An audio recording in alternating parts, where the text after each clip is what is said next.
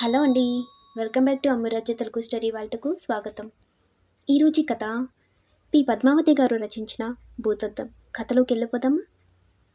కళ్యాణి పెళ్ళై 3 నెలలు గడిచింది. కూతురే పెళ్ళికి కట్నమేమీ లేదు, కానీ కానుకలు ఘనంగా మట్టు చెప్పారు ప్రకాశం రమణి దంపతులు.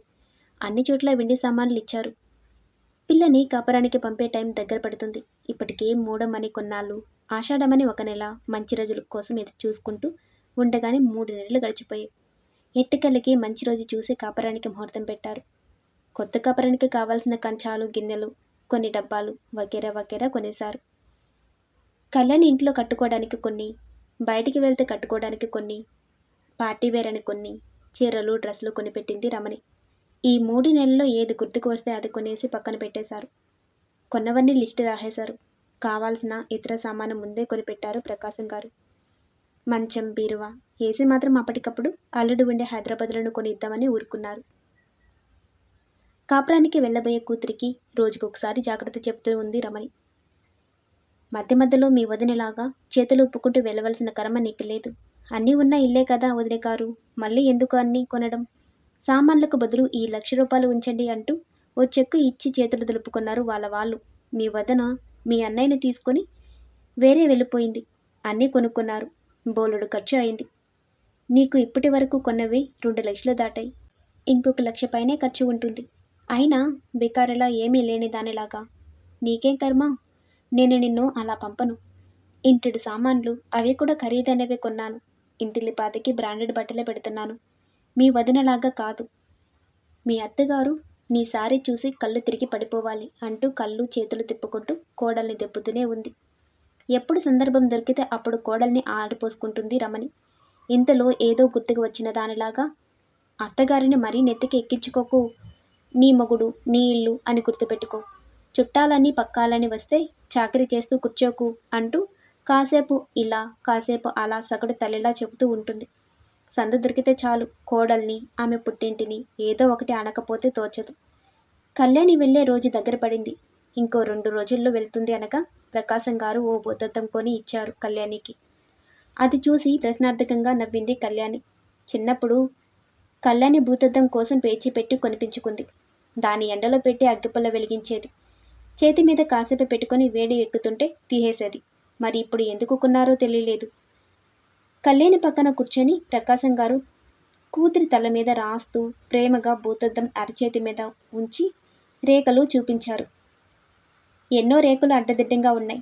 ప్రపంచ పటంలోనే గీతల్లా, కొన్ని పెద్దగా, కొన్ని చిన్నగా ఉన్నాయి.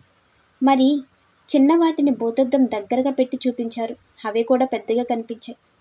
ఏమీ అర్థం కాక తండ్రి వంక అలాగే చూస్తుంది కళ్యాణి. తండ్రికి జాతకాల మీద నమ్మకం లేదు. అదీగాక పెళ్ళి అయిపోయాక ఇప్పుడు చేతిలోని గీతల్ని ఎందుకు చూపిస్తున్నాడో తెలియలేదు. భూతద్దాన్ని రెండో వైపుకి తిప్పి మళ్ళీ చేతిలోని రేఖల్ని చూపించారు తండ్రి. పెద్ద పెద్ద గీతలు చిన్నగా కనిపించాయి. చిన్న గీతలు అసలు కనిపించనే లేదు. తన చేతిలోని రేఖల్ని ఎందుకు ఇంత దీక్షగా చూస్తున్నాడో అర్థం కాలేదు. అదే మాట అడిగింది తండ్రిని. కూతురు వంక ప్రేమగా చూస్తూ, మన కళ్ళు ఈ భూతద్దం లాంటివి తల్లి. అద్దాన్ని ఒకవైపు ఇష్టం, మరొక వైపు అయిష్టం అనుకో. ఉదాహరణకు మీ అమ్మని చూడు అంటుండగానే అన్నింటికి నా మీద విరుచుకుపడితే కానీ మీకు నిద్ర పట్టదు అంది రమణి. నువ్వుండమ్మా నాన్న, మీరు ఏదో చెప్పాలని ఇది తెచ్చారు చెప్పండి అంటూ కుతూహలంగా అడిగింది కళ్యాణి. నీకు ఏమర్థమైందో చెప్పురా అన్నారు ప్రకాశం గారు. తెలీదు నాన్న, కానీ మీరు మాత్రం ఏదో గొప్ప ఉపదేశంతోనే తెచ్చారు అంది కాస్త అయోమయంగా.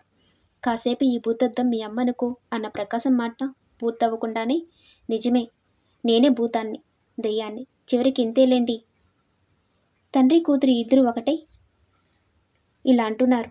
అయ్యో, పిల్ల అత్తింటికి వెళ్తుంది, ఎలా ఉంటుందో అని నేను భయపడుతుంటే అంటూ కొంగుతో ముక్కు ముఖం తుడుచుకొని విసవిసా వెళ్ళిపోయింది. చూడు తల్లి, మీ అమ్మని ఉదాహరణకు ఎందుకు చెప్తున్నా అంటే, ఆవిడ నీకు తల్లి. నువ్వు ఏం చేసినా ఆవిడకి ముద్దే. నువ్వు టీ పెట్టి పంచదార వేయకపోయినా మా అమ్మాయికి నా ఆరోగ్యం మీద ఎంత శ్రద్ధ అంటూ జుర్రుకు తాగేస్తుంది. అదే టీ మీ వదిన ఇస్తే, నాకు షుగర్ ఉందని నువ్వు రోజు చెప్పక్కర్లేదు, కాస్త పంచదార తగిలేసి ఇవ్వు అంటుంది. అదే పంచదార వేసి ఇస్తే, నాకు షుగర్ అని గుర్తు చేయాలా, త్వరగా పైకి పంపేద్దామనా అంటుంది. తండ్రి చెప్పేది కొంచెం కొంచెం అర్థమవుతుంది కళ్యాణికి. అంటే భూతద్దంలో ఇటు చూస్తే కూతురు, అటు చూస్తే కోడలు. టీ కప్పు మారలేదు, వ్యక్తి మారలేదు, నాలుక మారలేదు, కానీ స్పందన మారిపోయింది. వదిన చేసిన టీ నువ్వు తెచ్చి ఇస్తే మెచ్చుకునే నాలుక, అదే వదిన ఇస్తే అంటూ నవ్వుతూ ఆగిపోయారు. తెలిసింది నానా అంటున్న కళ్యాణితో, ఇంకొక మాట తల్లి అన్నారు కాస్త వణుకుతున్న గొంతుతో. ఇప్పుడు ఇదే భూతద్దం నువ్వు అనుకో అన్నారు చెక్కు చెదరని చిరునవ్వుతో. కనుబొమ్మలు ముడివేసి ప్రశ్నార్థకంగా చూసింది. పుట్టింటిలో తల్లితో గొడవలు పడతాం, వాదిస్తాం, తర్వాత మర్చిపోతాం. కాస్త ఊపిరి పీల్చుకున్నారు. అవునన్నట్లు తల ఊపింది. అదే గొడవలు అత్తగారితో వస్తే? ఇప్పుడు అమ్మ వదినతో మాట్లాడినట్లు మీ అత్తగారు కూడా మాట్లాడవచ్చు. అప్పుడు నీకు కూడా ఈ భూతద్దంలో ఒకవైపు అమ్మ, మరొక వైపు అత్తగారు కనిపిస్తారు అంటూ ఆగారు. అప్పటికే ఆయన కళ్ళు చెమ్మగిల్లుతున్నాయి. ఇప్పుడెందుకు నానా ఇవన్నీ అంది కళ్యాణి. ఇప్పుడే అన్నీ చెప్పాలి తల్లి. ఒక కుటుంబం బాగుండటం బాగుండకపోవటం ఆ ఇంటి గృహిణి మీద ఉంటుంది. నువ్వు కూడా అమ్మని అత్తని ఒకవైపు నుండే చూడటం నేర్చుకో. అప్పుడు ఇబ్బంది ఉండదు. నీ ప్రవర్తన మీదే ఇల్లు, ఇంట్లో మనశ్శాంతి ఉంటాయి. ముఖ్యంగా నీ భర్త విషయంలో నీకు నీ అత్తగారికి మధ్య తెలియని పోటీ ఉంటుంది. మీ మధ్య జరిగే ఈ వ్యవహారం వల్ల నీ భర్త మానసిక సంఘర్షానికి గురి అవుతారు. తల్లికి చెప్పలేడు, కొత్తగా వచ్చిన నిన్ను ఇబ్బంది పెట్టలేడు, నలిగిపోతాడు. కొందరు వ్యసనాలకు బానిసవుతారు అంటూ ఒక్క నిమిషం ఆగారు. తండ్రి చెప్పే ప్రతి మాట శ్రద్ధగా వింటుంది కళ్యాణి. ఒక్క నిమిషం ఆగి ఊపిరి పీల్చుకొని మళ్ళీ ప్రారంభించారు ప్రకాశం గారు. అలాంటి సంఘర్షణ వల్ల మీ అమ్మకి చెప్పలేక, మా అమ్మకి చెప్పుకోలేక నలిగిపోయాను నేను. మా అమ్మని విడిచిపెట్టలేను, మీ అమ్మను తృప్తిపరచలేను. వాళ్ళు ఆ కాలం వాళ్ళు. మా నాన్నగారు నాకు సలహా ఇచ్చారు, దగ్గరగా ఉండి దూరమయ్యే బదులు దూరంగా ఉండి దగ్గరవమని. నేనా పని చేయలేదు. అదే సలహా మీ అన్నయ్యకి ఇచ్చాను. వాడు వేరే వెళ్ళాడు. మీ అమ్మ అన్నయ్యను, వదినను ఏదో ఒకటి అంటుంది. మీ అన్న చేతకాని వాడని, పెళ్ళాం కొంగు పట్టుకుని వెళ్ళిపోయాడని. నీకు తెలియనిది కాదు. నేను కూడా అలా మీ అమ్మతో వచ్చేసి ఉంటే అప్పుడు మా అమ్మ కూడా అలాగే అనుకుని ఉండేది.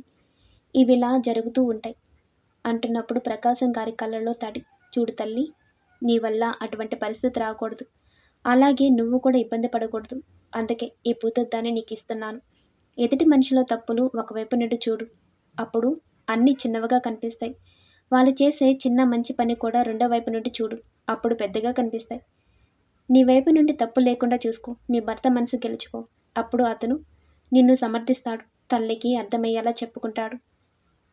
నేనే అర్థం చేసుకోవాలా అని పిచ్చి ప్రశ్న వేయకు. నీ కుటుంబం సంతోషం, శాంతి నీ చేతుల్లో ఉన్నాయి. అత్తగారు ఏదైనా చెప్పినా అమ్మ చెప్పినట్లే అనుకో. కానీ అమ్మతో వాదించినట్లుగా వాదించుకు అంటూ తను చెప్పదలుచుకున్నది అయిపోయిందన్నట్లుగా ఆగారు ప్రకాశం గారు. తండ్రి వంక ప్రేమగా చూస్తూ తన భవిష్యత్తుని ఆనందమయం చేసుకోవడానికి ఆ భూతద్దాన్ని తీసుకొని తన పెట్టెలోపల భద్రంగా దాచుకుంది కళ్యాణి.